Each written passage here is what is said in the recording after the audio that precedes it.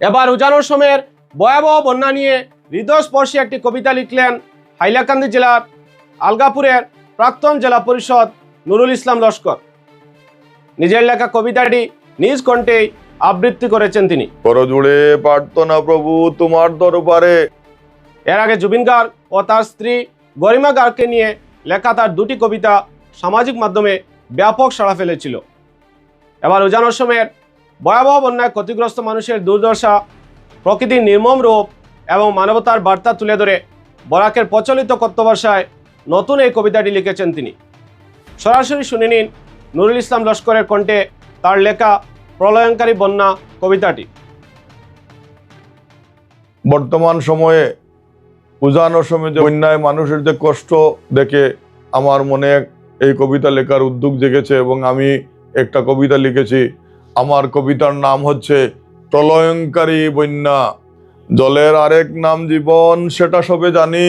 জীবন দুর্বিষহ হয়ে পড়ে না থাকিলে পানি। পানির অভাবে আবার হয়ে হাহাকার, অধিক পানিতে আবার বিদেশ বিসারকার।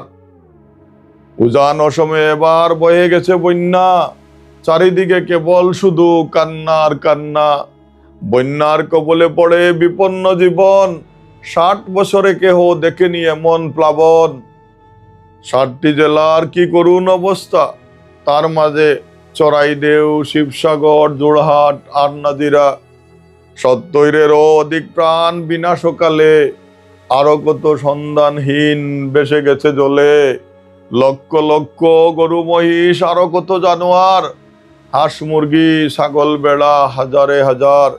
দেখিলে চোখের পানি ধরে রাখা দায়, ভাষা নেই প্রকাশ করে লিখিব কবিতায়।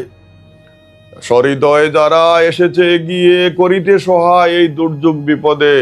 নেই ভেদাভেদ, নেই জাতপাত, সবকিছু বলে বাড়িয়ে দিয়েছে মানবতার হাত। অটুট থাকুক যেন এই প্রীতির বন্ধন, মানুষের জন্য মানুষই আমরা, সেটাই হোক জীবনের মূলধন। করজুড়ে প্রার্থনা প্রভু তোমার দরবারে, এমন বিপদ যেন না আসে ফিরে। পাহাড় পর্বত গাছপালার না করিলে ক্ষতি, হয়তো বাঁচিবে প্রাণ, বাঁচিবে জাতি।